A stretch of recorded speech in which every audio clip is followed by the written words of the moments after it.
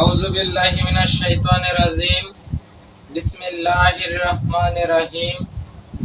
আদম আলাইহিস সালাম হতে হযরত মুহাম্মদ সাল্লাল্লাহু আলাইহি ওয়াসাল্লাম এবং যত পীর আউলিয়া গাউস কুতুব সকলের পায়ে ভক্তি রেখে আজকে কিছু ধর্মীয় বিষয় আলোচনা করার চেষ্টা করব। বর্তমান সমাজে আমরা মসজিদকে সবথেকে পবিত্র একটি জায়গা হিসেবে মনে করি। আমরা সমাজে যারা আছি, যারা জীবনে মসজিদে যায় না, যারা যায়, সবাই আমরা জানি মসজিদ আল্লাহর ঘর। মসজিদ পবিত্র একটা জায়গা। সেই জায়গায় গেলে আলাদা একটা প্রশান্তি বা শান্তি পাওয়া যায়। বর্তমানে সেই মসজিদকে কিছু কিছু লোক নিজেদের ঘরবাড়ি বানায় নিছে। সেই মসজিদকে বর্তমানে কিছু লোক রাজনৈতিক ক্লাব বানায় নিছে। কেন? কারণ কি? মসজিদ পবিত্র ঘর, যে জায়গায় আল্লাহর সাথে বান্দার মেরাজ হবে, দিদার হবে। নামাজ মুমিনের মেরাজ বলা হয় সেই মসজিদ ঘরে।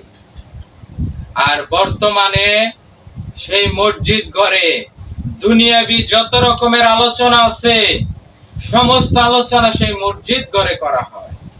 বন্ধ করো না গো। কেন? কারণ কি? মসজিদে বর্তমানে নেশা করা হয় মসজিদ ঘরে। কিরকম? ক্ষমতা এক প্রকার নেশা। বর্তমানে ক্ষমতার আলোচনা, ক্ষমতার জনসভা মসজিদ ঘরের মধ্যে করে থাকে। মসজিদ ঘরে রাজনৈতিক আলোচনা করা হয়। যারা করে তাদেরকে যদি বলি মসজিদে রাজনৈতিক কথা বলা নিষেধ, মসজিদে দুনিয়াবি কথা বলা নিষেধ, মসজিদে ক্ষমতার কথা বলা নিষেধ, তারা বলে আমার নবী মসজিদে থেকে সমস্ত যুদ্ধ পরিচালনা করছে। এই কথা বলে। এই তুমি এই কথা পাইছো কই? আমার নবী মসজিদে নববী যেটাকে বলা হইতেছে, আমার নবী যতদিন ছিল ততদিন ওইটার নাম মসজিদে নববী ছিল না। ওইটা ছিল দরবার কক্ষ, ইবাদতের ঘর। ওইটা দরবার হল ছিল। আমার নবী করিম সাল্লাল্লাহু আলাইহি সাল্লাম যখন পর্দা নেয়, ওমর রাদিয়াল্লাহু আনহু যখন ক্ষমতায় আসে, খেলাফত, তখন ওই দরবার কক্ষকে, ওই ইবাদতের ঘরকে মসজিদে নববী নামে ঘোষণা করা হয়। ঠিক। তার আগ পর্যন্ত নবী যতদিন ছিল ততদিন পর্যন্ত ওই মসজিদে নববী যেটা বলা হয় দরবার হল, দরবার কক্ষ, ওই জায়গায় সমস্ত ধর্মের লোকই আসতো। ঠিক। ইহুদি যত রকমের ধর্মের লোক ছিল, যত রকমের বিধর্মী লোক ছিল, সমস্ত ধর্মের লোক ওই জায়গায় আসতো, নবীর শানে কথা বলতো, তার পরামর্শ নিত। কারণ সে সত্যবাদী ছিল, ন্যায়পরায়ণ ছিল, তার কাছে সবাই আসতো। নবী পর্দা নেওয়ার, ওমর রাদিয়াল্লাহু আনহু যখন খেলাফতে আসে, তখন ওইটার নাম দেওয়া হয় মসজিদে নববী। কোন ধর্মের উপাসনালয়কে হিন্দুদের মন্দিরে, খ্রিস্টানদের গির্জায়, মুসলমানের মসজিদে, ইহুদিদের তাদের ধর্ম উপাসনালয় কেন্দ্রে অন্য কোন ধর্মের লোক প্রবেশ করা নিষেধ। ঠিক। কোন মুসলমান কোন মন্দিরে প্রবেশ করতে পারবে না, এটা নিষেধ। কিন্তু হিন্দুদের যদি কোন দরবার কক্ষ থাকে, হিন্দুদের বর্তমানে লীলা কীর্তন হয়, ওই জায়গায় যাইতে পারবে মুসলমান। মুসলমানের মসজিদে কোন হিন্দু কোন খ্রিস্টান যেতে পারবে না। কিন্তু মুসলমানের ধর্মীয় যে জায়গা আলোচনা হয়, ওয়াজ মাহফিল, ধর্মীয় যে জায়গা আলোচনা হয়, ওই জায়গায় সমস্ত ধর্মের লোকই যাইতে পারে। কথা ঠিক। তাহলে যার যার ধর্মের উপাসনালয় পবিত্র, তাদের ধর্মের থেকে মনে করি আমার ধর্মে মসজিদ আমি পবিত্র মনে করি।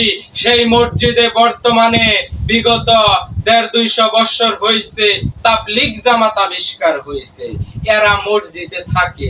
আমি শাহাদত নাও হইলেও ২০ থেকে ৫০টা মসজিদে যখন তাবলীগে যাইতাম আমি শাহাদত ঘুমাইতাম। যখন মসজিদে যায় তখন ওযু ছাড়া মসজিদে যাওয়া নিষেধ, সেটা পবিত্র। আমি যখন ঘুমাইছি তখন আমার ওযু ভেঙে গেছে। আমি একজন ছেলে মানুষ, আমি একজন পুরুষ মানুষ। প্রত্যেকটা পুরুষ মানুষের স্বপ্ন যোগে অনেক কিছু ঘটে যায়। আর মসজিদে যখন কোন পুরুষ মানুষ ঘুমায়, ওই কাজটা যদি পুরুষের হয়, মসজিদটা পবিত্র জায়গা। আর ও করলো কি ওই জায়গায়? করলো কি? করা যাবে না। পুরা জায়গাটা নাপাকিয়াতে ভরে গেল। এখন বলে লুঙ্গির মধ্যে ভরছে, আম করে বলতো কয় যদি ওইরকম হয় তোমরা লুঙ্গি সুন্দর করে বাস কইরা খেতা দিয়া মোড়াইয়া মসজিদ থেকে বাইরে বা। এই মসজিদ কি থাকার জায়গা? এই মসজিদে কি রাজনীতি কথা বলার জায়গা? মসজিদে যাওয়ার উদ্দেশ্য আল্লাহ পাকের সাথে দিদার, মেরাজ। আমি যাব মসজিদে মেরাজ করার জন্য আল্লাহর সাথে। মসজিদ আমার স্বপ্ন দোষ করার জন্য তো আমি যাব না।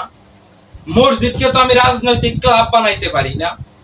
বর্তমানে যারা রাজনীতি করে বেড়ায়, আমি অসংখ্য দেখেছি যারা রাজনীতি করে, জনসভা করবে কোন ফিল্ডে, স্কুলের ফিল্ড বা অন্য কোন প্রতিষ্ঠানের ফিল্ড বা ফাঁকা জমি যে জায়গায় আছে, স্টেজ করে রাজনৈতিক জনসভা করো, তোমাদের যত মন চায়। সরকারি আইন করতে থাকো, নিষেধ নাই। মসজিদের ভিতর কেন করো? তা করা যাবে না। মসজিদের ভিতরে কেন তোমরা নেশা করো? কারণ ক্ষমতা এক প্রকার নেশা, ক্ষমতার লোভ, এটা নেশা। তোমরা ক্ষমতায় যাওয়ার নেশা। এই নেশাগ্রস্ত চিন্তা চেতনা আলোচনা তোমরা পবিত্র ঘর মসজিদে কেন করো? বর্তমানে কিছু কিছু ইমাম সাহেব আছে মসজিদে সহবাস করেও ধরা পড়ছে। বর্তমানে কিছু কিছু মসজিদ আছে মসজিদের পাশে ঘর তুইলা মসজিদের সাথে ওয়াল, পরেই উনি স্ত্রী নিয়ে থাকে। ওনার স্ত্রী নিয়ে মসজিদের ওয়ালের পরে ওনার ঘর, সেখানে স্ত্রী নিয়ে থাকে। ওইখানে কি স্বামী স্ত্রী সহবাস করে না? নাপাকিয়তা হয় না? এই জায়গায় মসজিদের ওয়ালের পাশে সহবাস করতেছ, কারণ কি? কি তোমরা মসজিদকে কি বানাই নিতেছ? মসজিদ কি তোমরা পবিত্র রাখতেছ? মসজিদ কি তোমরা পবিত্র? মসজিদ বলা হয়, আমরা সাধারণ মানুষ আমরা জানি মসজিদ পবিত্র ঘর, ওযু ছাড়া মসজিদে যাওয়া যাবে না। কিন্তু প্রকৃত পক্ষে তোমরা কি মসজিদটাকে পবিত্র রাখতেছ? সবথেকে নিকৃষ্ট বানায় ফেলতেছ তোমরা মসজিদকে। কথা ঠিক। কেন এগুলা কেন করতেছ? হারাম টাকা মসজিদে দান করতেছ, হারাম টাকা দিয়ে ফ্যান কিনা দিতেছ, আরামসে মুসল্লির আমরা বাতাস খাইতেছি। কেন করতেছ? হারাম টাকাতে টাইলস কিনা দিতেছ, কেন করতেছ? হারাম টাকাতে এসি লাগাই দিতেছ, কেন করতেছ? মসজিদ তো পবিত্র ঘর, মসজিদ তো পবিত্র ঘর। ইবাদতের ঘর থাকবে সাদা মাটা। বিগত দিনের মসজিদ ছিল কাঁচা, মুসল্লি ছিল পাকা। আর বর্তমান জামানায় মসজিদ হইছে পাকা, মুসল্লি গর ইমানই নেই। কথা ঠিক। মুসল্লিগর বর্তমানে কি ইমান আছে? যে মুসল্লি বলবে আমার ইমান আছে, ওই মুসল্লি মসজিদে যায় কখনো দুনিয়াবি কথা বলতে পারবে না। হ্যাঁ, তোমার দুনিয়াবি কথা মনে এত বলতে যদি মনে চায়, তুমি একটা সভা কক্ষ বানাও, একটা দরবার কক্ষ বানাও, ওই জায়গায় তুমি সবকিছু করো। তুমি ওখানে নামাজও পড়তে পারবা, তুমি রাজনীতিও করতে পারবা, তুমি কেরাই মস্কারি হাসি ঠাট্টা তোমার যা কিছু আছে ওই ঘরে সবই করতে পারবে। কেন? আমার বাড়িতে যে ঘর আছে, আমি স্ত্রী নিয়ে থাকি, আমার সন্তানাদি থাকে, এই আমার ঘরে আমার স্ত্রী নামাজ পড়ে, নামাজ পড়া যাবে। এই স্বামী স্ত্রীর সম্পর্কের মধুর সম্পর্ক মিলন ঘরের মধ্যে হবে। সন্তানাদি জন্ম নিবে, সন্তানাদি পোশাক পায়খানা ঘরের মধ্যে করবে। তাহলে একটা ঘরের মধ্যে সবকিছুই করা যায়।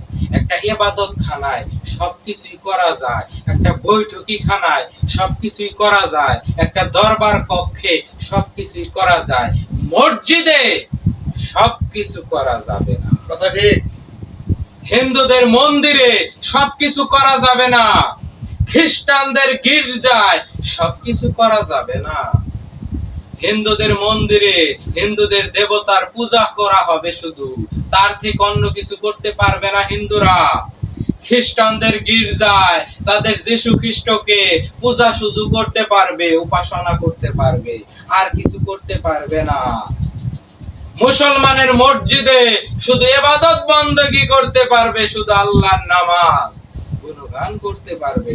কিন্তু সেই মসজিদে বর্তমানে আমরা থাকা শুরু করছি আমাদের ঘরের মতো, বাড়ি ঘর যাবা, মসজিদ আমরা ঘর বানাই নিছি, আমরা মসজিদে থাকি। তা চলবে না। আমরা মসজিদে রাজনৈতিক মিটিং করি, আমরা মসজিদে পাশে বউ নিয়ে থাকি, আমরা মসজিদে দুনিয়াবি যত রকমের আলোচনা করি, আমরা মসজিদে মানুষের গীবত কইরা বেড়াই, আমরা মসজিদের ফ্যান চালাইয়া আরামসে 2-3 ঘন্টা করে ঘুম পাই। এটা কি মসজিদ? একে কি মসজিদ বলে? আমরা মসজিদে হারাম টাকা দিয়ে জিনিসপাতি কিনা দিই, এটা তো মসজিদ না। মসজিদ তো পবিত্র, মসজিদ তো আকসা, আর আমাদের বর্তমানে মসজিদ। আর ওই মসজিদ কাবা ঘর, কাবাকে আমরা যেরকম সম্মান করি, মসজিদকে আমরা ওই রকম ভাবে সম্মান করব। কিন্তু সেই মসজিদ নিয়ে আমরা নিজেদের ঘর বাড়ি বানাইছি, মনে হয় যে মসজিদ আমার বাড়ি, মসজিদ আমার ঘর। মসজিদে রান্না বাড়ি খাওয়া দাওয়া সবকিছুই চলে। আমি নিজে করেছি। যখন আমি তাবলিগে যাইতাম মসজিদের পাশে রান্না করতাম, কোটা বাসা মশলা পাতি মসজিদের বারান্দায় থইতাম, মানে ঘর বানায় লইছি আমি মসজিদ, পিকনিক স্পটের মতো হয়ে যায়। মসজিদে রান্না বাড়ি করে যখন খাওয়া হয়, 15-20 জন মানুষ যখন থাকি, মনে হয় একটা পিকনিক স্পট। আমার মনে হয়েছে আমি নিজে অসংখ্য মসজিদে তাবলিগে যাই, আমি রান্না করেছি, আমি নিজে রান্না করেছি। কিন্তু প্রকৃতপক্ষে হাদিস কোরআন দিক থেকে বিবেচনা করলে সম্পূর্ণ ভুল, এবং আমরা যারা এই কাজগুলা করতেছি একজনও আমরা সঠিক করতেছি না। কথা ঠিক। আমরা একজনও সঠিক করি না। মসজিদের আশেপাশে বর্তমানে কবরস্থান থাকে।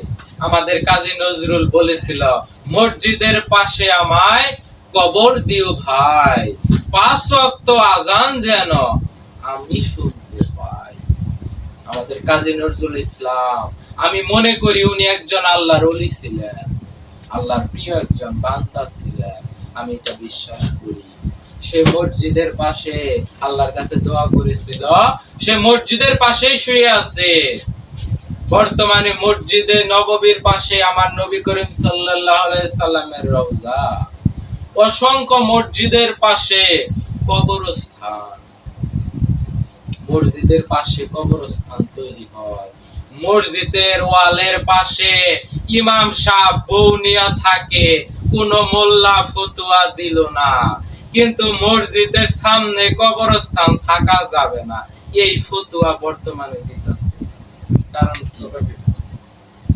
বর্তমানে এমন কিছু মসজিদ আছে, মসজিদের পশ্চিম পাশে কবরস্থান, মসজিদের ভিতরে নামাজ পড়ি, মসজিদের ওয়াল আছে, সামনে মেহরাবের ওয়াল, তার ওই পাশে হইলো কবরস্থান। কয় যে আমরা যদি এনু থাকি, কবরস্থান আছে, ওই মসজিদের সামন দিয়েও আবার ওয়াল কইরা বেড়া দিন লাগবে, কবরে যায় সেজদা করে। এরকম ওয়ালও দিয়েছে আমাদের চোখের দেখা। আর মসজিদের ওয়ালের পাশে বউ নিয়ে সহবাস করে, কত সমস্যা হয় না। আর মসজিদের সামনে কবরস্থান থাকলে বালা, ওর সেজদা বালা পরে কবরে যায়। তাহলে এইরকম ফতোয়া আমরা দিয়ে থাকি। আমরা কি বলি, আমরা যে কথা বলি, আমরা কিন্তু চিন্তা করে বলি, আমরা একটু ভাইবা বলি। যুবক সমাজেরা এসএসসি পরীক্ষা দিবে, এসএসসি পরীক্ষা দেওয়ার পরে 3 মাস সময় পায়, এরা তাবলীগে জায়গা। এই যুবকদের প্রতি মাসে 2 থেকে 3 বার সমস্যা দেখা দেয়। এরা মসজিদে ঘুমায়, মসজিদ কি করতেছে? ওই কাজ করার জায়গা কি মসজিদ? এই বিষয় ফতোয়া কেন দাও না তোমরা? আর যারা ওই জায়গায় আমির হাইজা বই আছো বলতেছ, তোমরা কেন ওই জায়গায় থাকতেছ? তোমাদের এতই যদি ইবাদত বندگی করার ইচ্ছা থাকে, তোমরা ইবাদত বندگی করো। মসজিদ থেকে 40 হাত দূরে ইত্রি ফল নিয়ে যাও, পর্দা নিয়ে যাও, ওই যে সুন্দর করে তাবু বানাও, তাবু বানাই ওনে থাকো, মসজিদে ইবাদত বندگی করো। 40 হাত দূরে তোমরা তাবু করে থাকো, তোমাদের যদি ইবাদত বندگی করার নিয়ত থাকে। তাহলে আর সমস্যা। কিন্তু তোমরা মসজিদে থাকিও না, এই হারাম কাজ তোমরা করিও না। মসজিদকে অপবিত্র তোমরা বানাইতেছ, এই মসজিদকে পবিত্র রাখার চেষ্টা করো। যারা তাবলীগ জামাত করেন তাদেরকে বলতে চাই, আপনারা মসজিদে থাকবেন না। মসজিদ পবিত্র জায়গা। আমরা টাকা দান করছি মসজিদে কারোরে থাকার জন্য না, মসজিদ ইবাদত করার জন্য। আপনার মন চায় আজ দিন 24 ঘন্টা দাঁড়ায় থেকে নামাজ পড়েন, কিন্তু মসজিদ আপনি ঘুমাইতে পারবেন না। ওটা আমার টাকা, কাকার টাকা, আপনাদের টাকা দিয়ে মসজিদ তৈরি হয়েছে, জিজ্ঞাসা করেন। আপনাদের ঘুমাবার নিকে মসজিদ বানাই দেই নাই। মসজিদের কারেন্ট খরচ করে আপনাদের ঘুম পাড়ার জন্য কারেন্টের টাকা আমরা দেই না। আমরা মাসে মসজিদে বেতন দেই, আপনারা ফ্যান ছাইরা ঘুমাইতেছেন। আপনাদের ইবাদত করার দরকার, বাইরে থেকে ফ্যান নিয়ে যান। কারণ কি? এই মসজিদের ফ্যান চালায় তুমি ঘুম পাড়তাছ? এই তুমি কি মসজিদের ফ্যানে কারেন্ট বিল দাও? কারেন্ট বিল তো আমরা দেই। আমগর হক তুমি নষ্ট করতেছো কেন? আর তুমি কো আমরা ইবাদত করি। আরে তোমরা তো হক নষ্ট করি, তোমরা তো হক নষ্টকারী। কারণ আমরা 10 জনে টাকা দিয়েছি মসজিদের কারেন্ট বিল দেই, সে আমগর হক তোমরা নষ্ট করতেছ। যারা মুসল্লি নামাজ পড়বে তাদের হক তোমরা নষ্ট করতেছ। ফ্যান চালায় ঘুম পারো, এটা তো আর দেন যাব না। তাই তোমাদেরকে বলতে চাই, তোমরা যদি ইবাদত বندگی করতে চাও মসজিদে, কোনো না নাই, করতে পারো, কোনো সমস্যা নাই। কিন্তু মসজিদ থেকে 40 হাত দূরে তাবু তুইলা থাকবা, ওই জায়গায় খাওয়া দাওয়া করবা, আগামতা করবা, ওই জায়গায় ঘুমাবা। মসজিদে যতক্ষণ ইবাদত বندگی শেষ, তোমরা ওইখানে চলে যাবা। মসজিদে ঘুমাইতে পারবে না, মসজিদে দুনিয়াবি কোনো কথা বলতে পারবা না। মসজিদে বর্তমানে যে ধরনের অকারেন্স গুনার কাজ হইতেছে, রাজনৈতিক ক্লাব বানায় নিছ, এগুলা তোমরা মসজিদে করতে পারবে না। তোমরা দূরে করো, কোনো না নাই। কারণ মসজিদ আমাদের পবিত্র ঘর।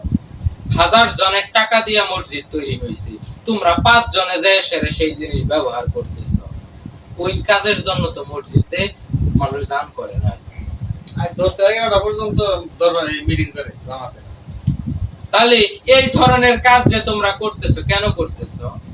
আমি সত্য বলতেছি, আমার বুকে যদি বন্দুক লাগানো হয়, কেউ যদি বন্দুক আমার বুকে রাখে, যে তুমি মিথ্যা বলো, আমি বলবো আমাকে গুলি কর, আমি সত্য বলবো।